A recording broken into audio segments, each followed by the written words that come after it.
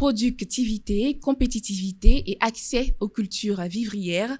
En Côte d'Ivoire, nous l'avons entendu ces dernières années, le gouvernement s'est engagé à faire de l'agriculture un pilier majeur du développement, lequel s'est matérialisé à travers les différents plans nationaux de développement qui font la part belle à l'agro-industrie et à l'agroalimentaire comme incontournable pour la transformation structurelle de l'économie ivoirienne. Cela dit, comment se fait l'opérationnalisation de cette volonté?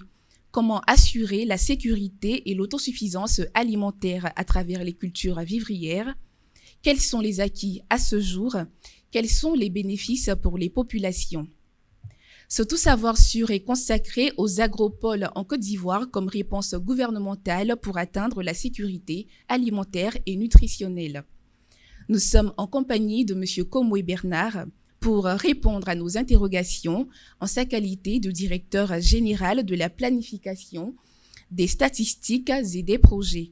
L'agriculture est un pilier important de l'économie, un pilier en termes de sa contribution au PIB, en termes de 18 à 20% dans le PIB, en termes aussi véritablement du nombre d'emplois, près de 60% des emplois de la population active.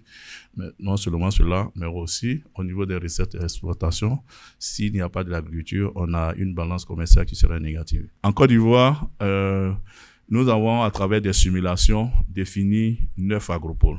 9 agropoles, chacun avec sa spécificité. Et dans la réalisation de ces agropoles, nous avons commencé avec l'agropole du Bélier. Nous avons aussi l'agropole du Nord, qui a aussi été l'objet de définition, qui a commencé à être mise en œuvre depuis presque 1 an et demi.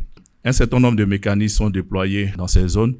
Donc, le premier élément, c'est comment est-ce qu'on puisse développer des éléments qui puissent accroître les investissements privés. Comme je disais, qui soient orientés vers la transformation des produits, vers le développement de la valeur ajoutée, qui soit aussi là pour faciliter l'accès au marché. Donc, l'accès au marché, un certain nombre d'infrastructures, de stockage, non seulement cela, mais aussi des pistes de dessertes agricoles. C'est aussi tout ce qui est mis en relation. Je pense que lycée, dans le programme de PAI Bélier, nous avons développé une plateforme digitale qui a permis, par exemple, d'enrouler près de 1100 acteurs et qui se sont mis en interaction, qui permet de faciliter. C'est aussi un ensemble d'infrastructures de collecte, de centres de groupage, plus de 200 centres de groupage qui sont mis en place. Mais aussi tout ce qui est l'accroissement de la productivité. Comment est-ce qu'il faut faciliter d'abord la production en améliorant tout ce qui est facteur de production, je dirais dans un premier temps, les aménagements hydro-agricoles. Donc réhabiliter ou construire un certain nombre de barrages hydro-agricoles pour la production du riz, pour la question de maîtrise d'eau, pour pouvoir produire en toute saison. Donc ça, c'est vraiment l'une des approches. L'autre élément, c'est la question de mécanisation. Comment développer un ensemble de services de mécanisation. Donc l'idée, c'est de mettre en place un fonds pour accompagner toute initiative privée dans le domaine.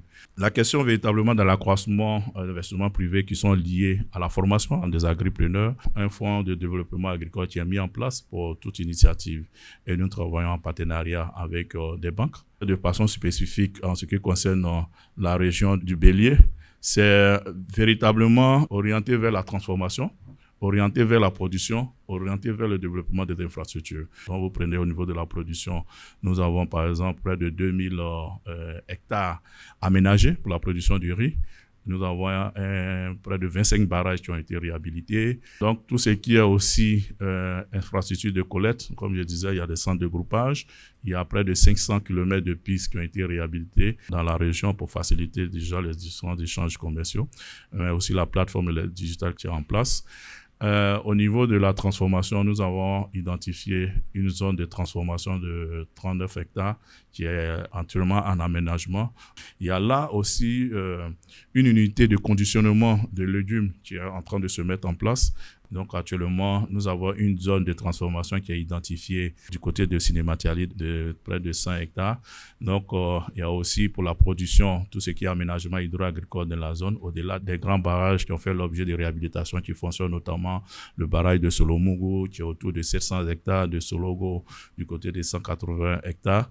Et ces barrages-là permettent véritablement de pouvoir, et puis les barrages aussi de Tchaloni. Donc on vient aussi additionner au-delà d'autres barrages qui vont être en cours de réhabilitation, aussi bien pour la production du riz que pour la production de maïs et surtout le maraîchage. Il y a tout un ensemble d'accompagnement des acteurs pour permettre à ce que ces acteurs-là puissent produire dans de meilleures conditions, puissent être structurés, puissent être de véritables professionnels. Alors aujourd'hui, on est tous d'accord qu'en Côte d'Ivoire, il est difficile de se nourrir à base d'aliments naturels et bio, que ce soit dans les zones rurales comme dans les zones urbaines.